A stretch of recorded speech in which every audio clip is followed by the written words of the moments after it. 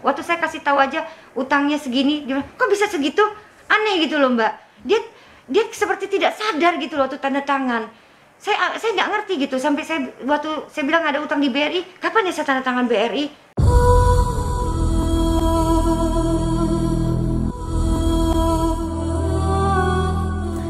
Hello guys, welcome to my channel. Gimana kabar kalian semua? Sehat? Sip, mantap.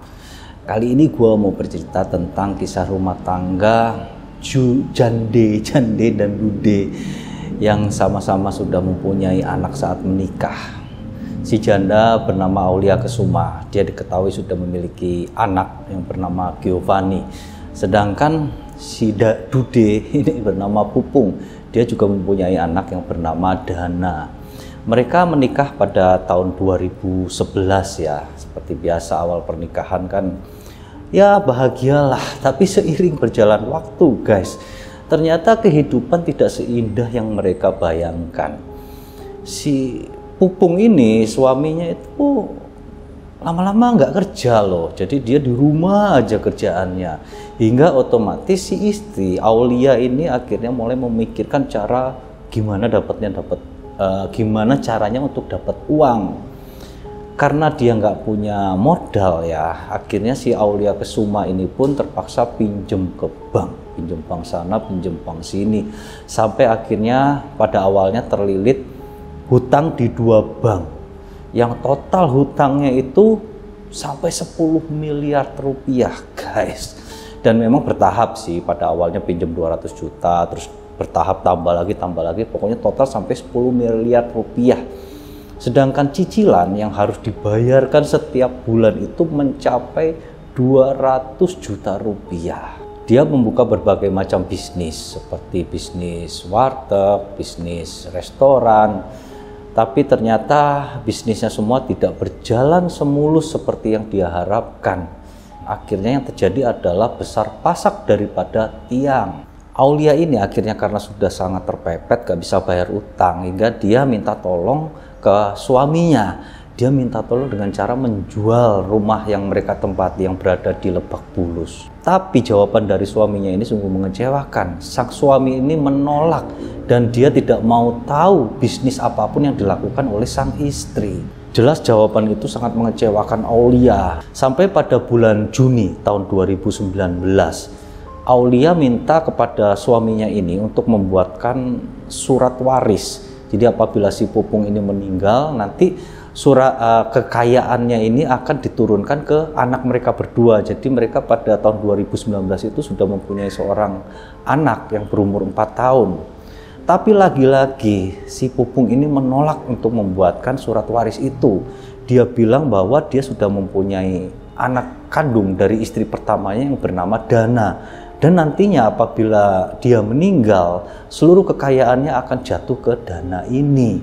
Ini adalah jawaban yang sungguh membuat si Aulia ini semakin stres dan akhirnya gelap mata.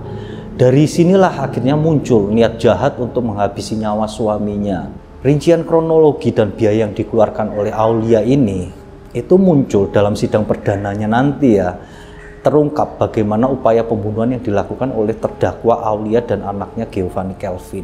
Di sidang itu, jaksa penuntut umum menjelaskan semua kronologi pembunuhan berencana.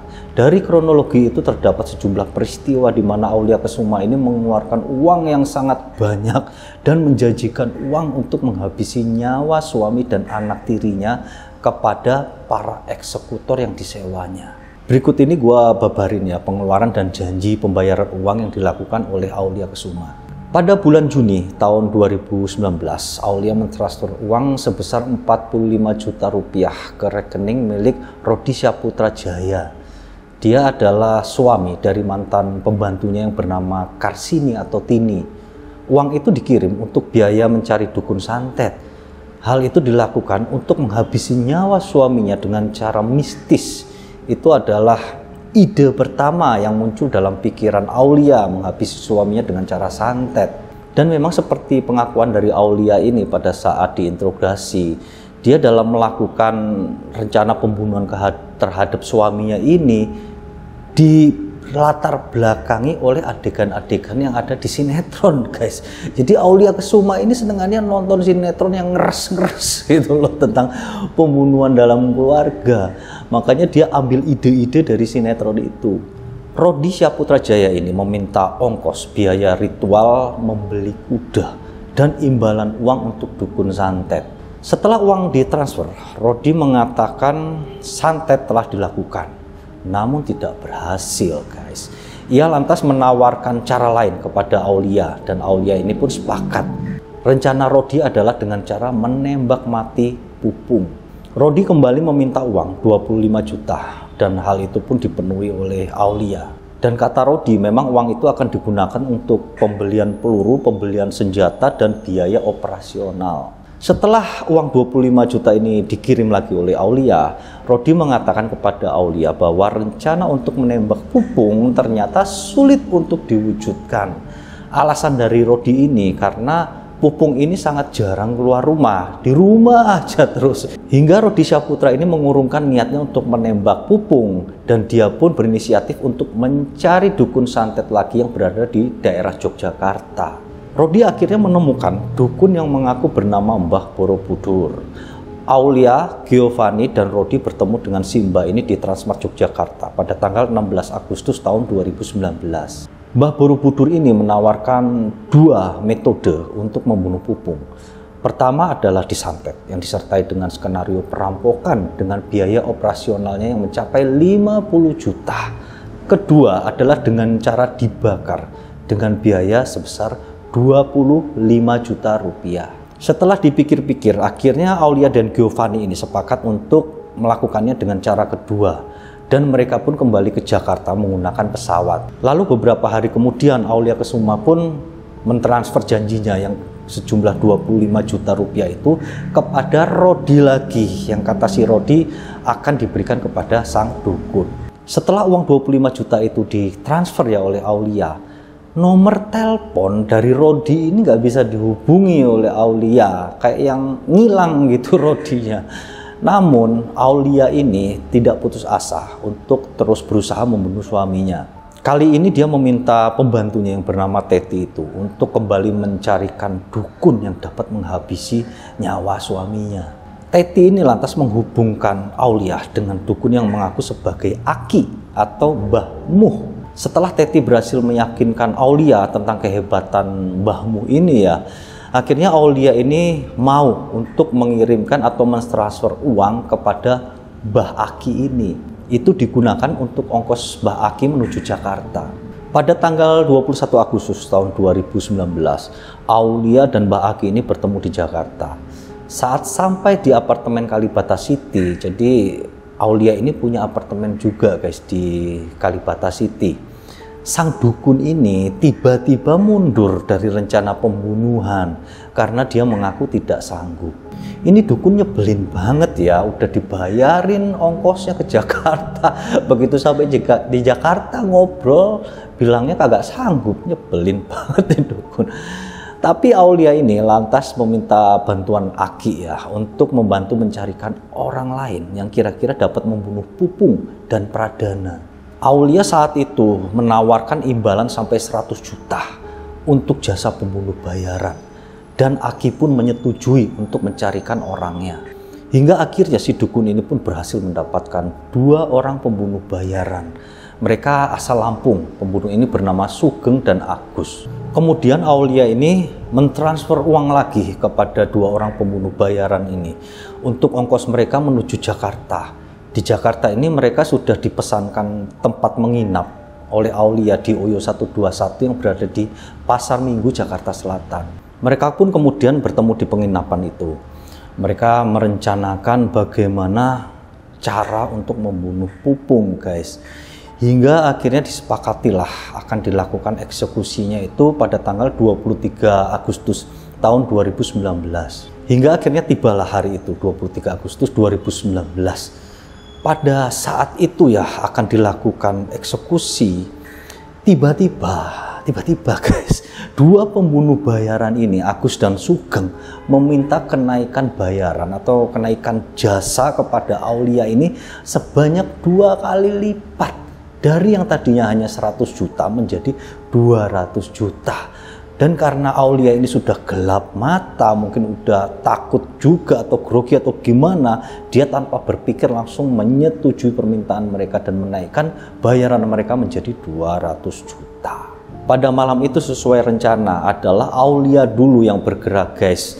Dia memberikan suaminya ini, si Pupung ini, jus tomat yang sudah dicampur dengan obat bius Vandrex namanya sebanyak 30 butir.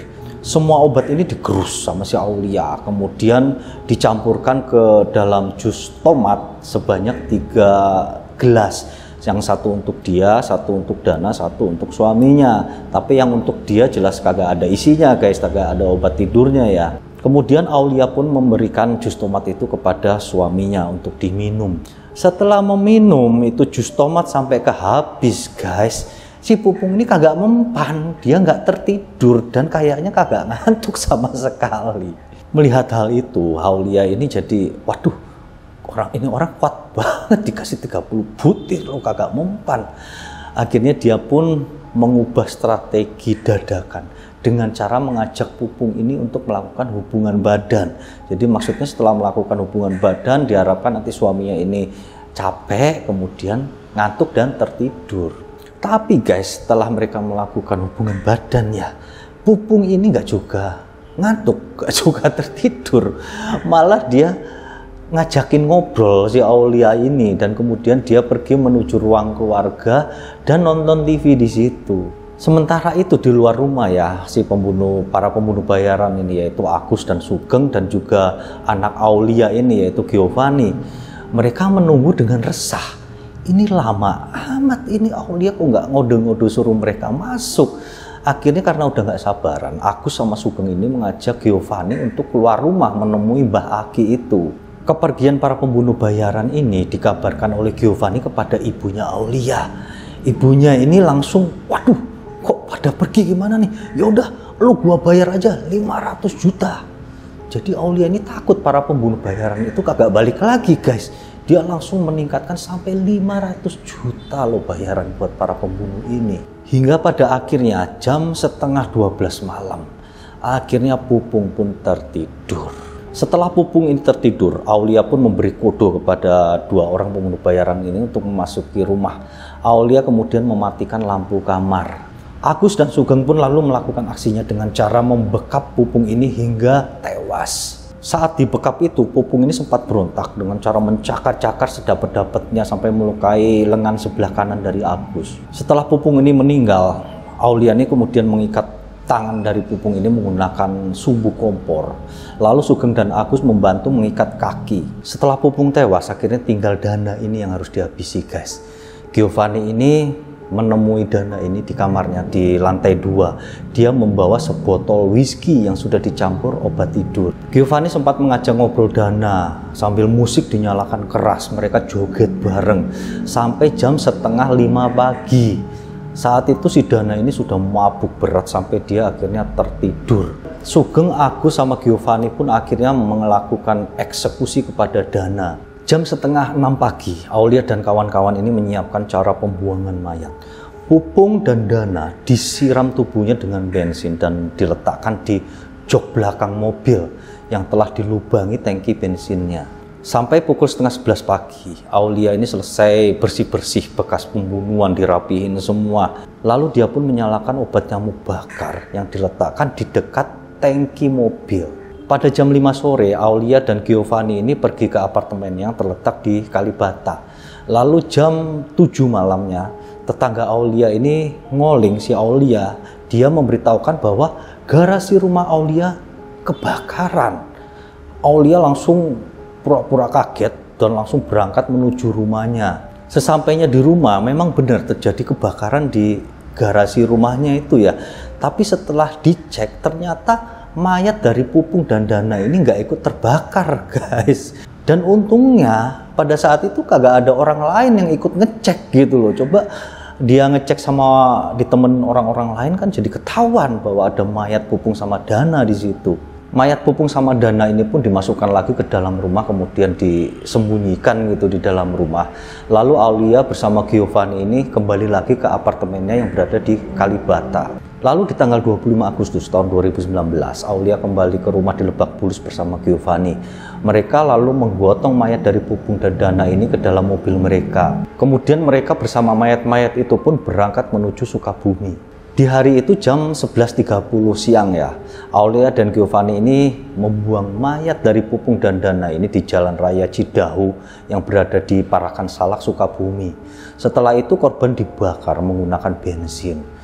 Giovanni ini pada saat melakukan pembakaran itu, dia sempat terpercik bensin hingga terbakar di sebagian dari lengannya. Setelah membakar, keduanya langsung buru-buru pulang dan Giovanni ini langsung berobat. Nah, tentang bayaran yang dijanjikan Aulia kepada pembunuh bayaran itu ya, yang 500 juta. Di sini gua tahu ternyata mereka ini adalah kadal yang menipu kadal, penipu menipu penipu gitu. Jadi si Aulia ini baru membayar mereka sebesar 10 juta rupiah, guys. Sisanya akan disusulkan kemudian karena dia belum siap sama duitnya gitu katanya. Ya mau gimana lagi, si Agus Sugeng ya akhirnya nerima aja. Hingga pada akhirnya kejahatan mereka pun terbongkar sampai dilakukan segala rekonstruksi kejadian dan persidangan. Pada tanggal 15 Juni tahun 2020, Pengadilan Negeri Jakarta Selatan menjatuhkan vonis hukuman mati kepada Aulia dan Giovanni. Sedangkan untuk Agus dan Sugeng, mereka hanya dijatuhi hukuman penjara seumur hidup. Lalu di persidangan selanjutnya pada tanggal 28 Juli tahun 2020, Pengadilan Tinggi Jakarta justru menguatkan hukuman terhadap Agus dan Sugeng. Mereka dijatuhi hukuman vonis mati. Di tanggal 18 Agustus tahun 2020, Pengadilan Tinggi Jakarta menguatkan kembali vonis mati kepada Aulia dan Giovanni. Jadi Aulia dan Giovanni ini memang sempat mengajukan banding guys ya, tapi sama Pengadilan Tinggi di Jakarta justru dikuatkan hukumannya itu. Sebenarnya dari bulan Juni itu saya sebenarnya udah kolab, Mbak, udah nggak bisa. Cuman saya tetap berusaha soalnya saya nggak mau tuh Pak Edi tuh tiap hari marah-marah aja supaya utang saya. Selalu bilang, waktu saya kasih tahu aja utangnya segini, gimana? Kok bisa segitu? Aneh gitu loh, Mbak. Dia seperti tidak sadar gitu loh tuh tanda tangan. Saya nggak ngerti gitu sampai waktu saya bilang ada utang di BRI, kapan ya saya tanda tangan BRI? Itu beneran, Mbak, kata-kata itu bener-bener muncul dari beliau. Mau caranya seperti apa? Mau cara kita masuk sendiri atau mau cara kita dimasukin? Kalau kita langsung ibarat kata sergap gitu, takutnya Pak Edi kan punya ilmu bela diri. Pastinya kan tenaganya lebih besar gitu kan, kekuatan maksudnya bela dirinya lebih kuat lah gitu. Cimande soalnya jurus Cimande sedang itu kan dibacok aja nggak mempan kan gitu kan. Jadi akhirnya ya udah satu-satunya cara saya bilang ya udah saya melumpuhkannya dengan membuat membuat beliau tidur. Ya beli Valdres. Hari itu atau hari Jumat itu saya memang beli 30 butir. Jadi, memang hari itu seperti kebiasaannya aja. Jadi memang pulang ke rumah itu setengah sembilan malam dan itu eksekutornya memang sudah masuk di dalam mobil saya. Setelah itu ya saya masuk ke rumah. Ya seperti biasa, Rena juga cipika-cipiki dengan ayahnya, saya juga cium tangan ayahnya. Setelah itu memang kebiasaan kami memang setiap hari minum jus. Ya jujur aja sempat melakukan hubungan suami istri karena memang Pak Edi kan setiap seminggu 3 kali itu kan minta jatah lah ya. Tidak memberi racun. Saya tidak memberi racun karena kalau memang itu racun itu tidak mungkin Pak Edi itu berhubungan dengan saya. Dan itu pun boleh ditanya ke para eksekutor itu. Menunggu Pak Edi untuk tidur aja itu ada sekitar 3-4 jaman baru bereaksi untuk bisa tidur. Ya setelah itu memang saya masuk ke kamar itu bersama 2 orang yang saya minta tolong itu. Ya saya memang posisinya memang saya membekap dengan menggunakan handuk dengan kedua tangan saya ke bawah. Jadi saya tidak melakukan pencekikan, saya tidak melakukan penonjokan atau itu. Dana udah 4:30, Mbak, 4:30 karena memang kalau Dana kan walaupun udah minum minuman keras gitu sama KL ya itu dia tetap masih segar gitu bolak-balik karena dia nggak ada. Jadi 4:30 itu bukan karena pengaruh obat tidur gitu, karena memang udah waktunya tidur gitu kan. Ya manusiawi lah ya, manusiawi ya pastikan kita akan menghilangkan jejak gitu kan, manusiawi lah. Saya rasa ya bukan tolonglah jangan menjas terus-terusan saya punya niat untuk membakar. Sebenarnya saya cuman berusaha membuat suatu cerita bahwa Pak Edi sama Dana itu akan pergi keluar rumah, tapi tidak tahu bahwa mobilnya itu tangkinya bocor gitu. Tangkinya bocor pas lagi mereka akan pergi menyalakan mobil, dan Dana itu merokok, nah, terjadilah ledakan. Tapi itu memang murni saya cuman pengen di garasi.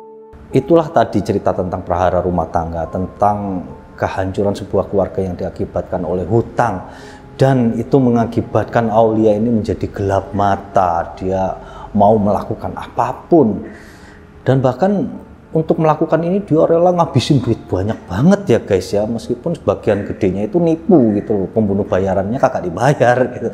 Mungkin segitu dulu untuk kisah kali ini, semoga dapat mengisi waktu kalian saja. Terima kasih atas waktu kalian. Thank you and see you.